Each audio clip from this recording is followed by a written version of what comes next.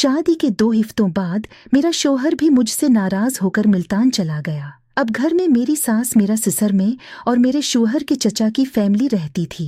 Family ज्यादा बड़ी भी नहीं थी और सब लोग मेरा अच्छे से ख्याल रखते थे। एक रात में कमरे में सोई हुई थी तो बीते दिन याद कर रही थी तो मुझे याद आया कि मेरे शौहर ने मुझे तहफा दिया था और पैसे भी मैंने पलंग की दराज खोली तो वो तहफा और मेरी हक मेहर की रकम जो 50,000 थी पड़ी हुई थी।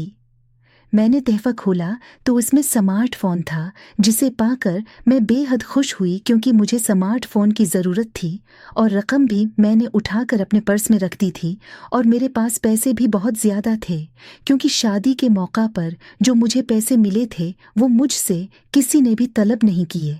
और अब मैं अपनी खाला के बेटे से जिससे मैं प्यार करती थी रोज़ाना बात करती थी।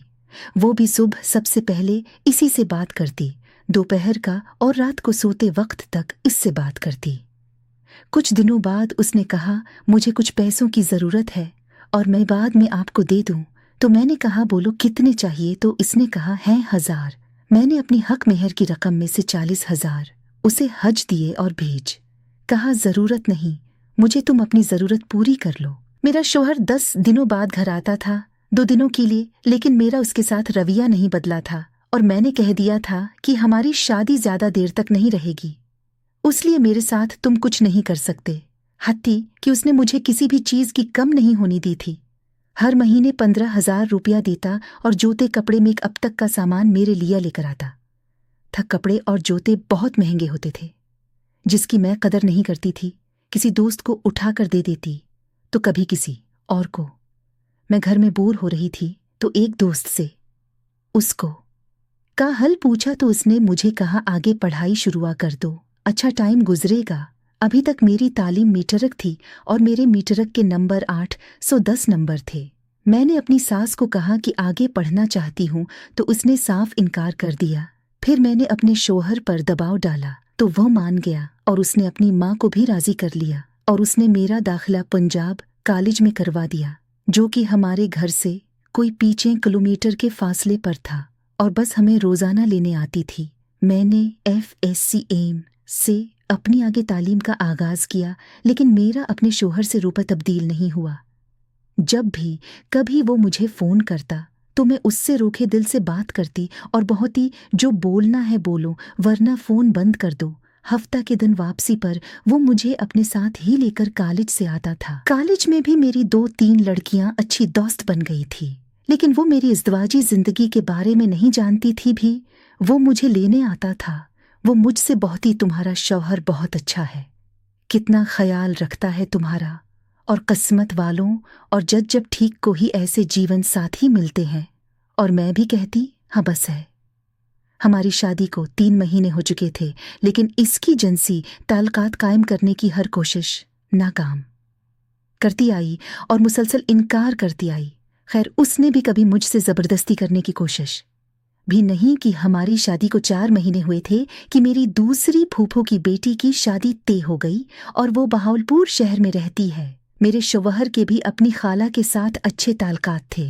वो मेरे शौहर को अपना बेटा मानती थी और मेरा शौहर और इसकी खाला का बेटा एक अच्छे दोस्त भी थे।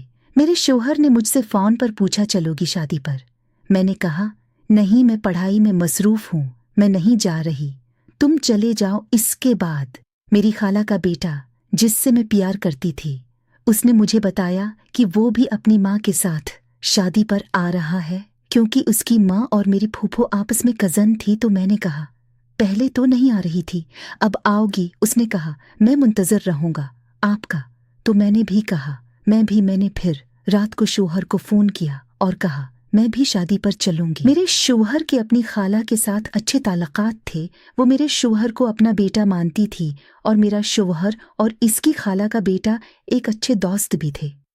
मेरे शौहर ने मुझसे फ़ोन पर पूछा चलोगी शादी पर? मैंने कहा नहीं, मैं पढ़ाई में मसरूफ़ हूँ, मैं नहीं जा रही, तुम चले जाओ। इसके बाद मेरी खाला का बेटा जिससे मैं प्यार करती थी इसने मुझे बताया कि वो भी अपनी माँ के साथ शादी पर आ रहा है क्योंकि इसकी माँ और मेरी फूफू आपस में कज़न थी। तो मैंने कहा पहले तो नहीं आ रही थी, अब आओगी? इसने कहा मैं मुंतजिर रहूंगा आपका। तो मैंने भी कहा मैंने फिर रात को शौहर को फ़ोन किया और कहा मैं भी शादी पर चलूंगी। शादी पर मेरी सास में और मेरा शौहर गए थे। हम 3 दिन पहले ही शादी पर गए थे। मेरी खाला अभी तक नहीं आई थी, वो अगले दिन आई थी। मेरी अपनी मोहब्बत से आमने सामने की मुलाकात 2.5 साल बाद हो रही थी। मैं उससे एक कमरे में मिली, हमने एक दूसरे को गले लगाया। अब हम एक दूसरे के सामने रहते थे, जबकि मेरा शौहर अपनी कज़न, जो कि उसका दोस्त भी था, उसी के साथ मसरूफ रहता था। मेरी खाला का बेटा, जिससे मैं प्यार करती थी, तन्हाई में मुझे गलत छोता, जिसे पहले तो मैं ना समझी समझकर इग्नोर करती रही। फिर उसने मुझसे उसल मांग की ओर कहा, अपना जिस्म दो। शादी पर मेरी सास में और मेरा शौहर गए थे। हम 3 दिन पहले ही शादी पर गए थे। मेरी खाला अभी तक नहीं आई थी, वो अगले दिन आई थी। मेरी अपनी मोहब्बत से आमने सामने की मुलाकात 2.5 साल बाद हो रही थी। मैं उससे एक कमरे में मिली, हमने एक दूसरे को गले लगाया। अब हम एक दूसरे के सामने रहते थे, जबकि मेरा शौहर अपनी कज़न, जो कि उसका दोस्त भी था, इसी के साथ मसरूफ रहता था। मेरी खाला का बेटा, जिससे मैं प्यार करती थी, तन्हाई में मुझे गलत छोता, जिसे पहले तो मैं ना समझी समझकर इग्नोर करती रही। फिर उसने मुझसे उसल मांग की ओर कहा, अपना जिस्म दो इस शादी पर, क्योंकि तुम्हारा शौहर तो तुम्हारे काबिल नहीं है। तो मैंने कहा कि मैंने अपने शौहर को अपने पास नहीं आने दिया, तो इसका ये मतलब नहीं कि मैं तुम्हारे नीचे लेट जाऊंगी। ऐसा हरगिज़ भी मत सोचना। मैं अपने शौहर से तलाक ले आऊंगी, हमारी शादी होगी, फिर तुम जो मर्जी मेरे साथ करना। मेरी फूफो का बेटा, जो कि मेरे शौहर का दोस्त भी था, उसको मुझ पर शक था, क्योंकि इसने मुझे कई बार उसके साथ देखा था। खैर, शादी हो गई थी। एक रात को मेरी खाला के बेटे ने मुझे तन्हा छत पर बुलाया और मैं चली गई। हम दोनों काफी देर एक दूसरे से बातें करते रहे। इसने मुझे एक अंगूठी तहफा दी और मुझे गलत तरीके से छू भी रहा था, और वो बातें जो भी कभी मेरे शौहर ने भी नहीं की। उसने कहा, जो हम शादी के बाद कर सकते हैं, वो शादी से पहले क्यों नहीं? तो मैंने कहा, नहीं, मैं ऐसा नहीं चाहती। तो वो मुझे ज़बरदस्ती बोस उकनार करने लगा, जिसकी मैंने मुज़ाहमत भी की और मैंने उसे रोकने की भी कोशिश की, और वो बाज नहीं आया।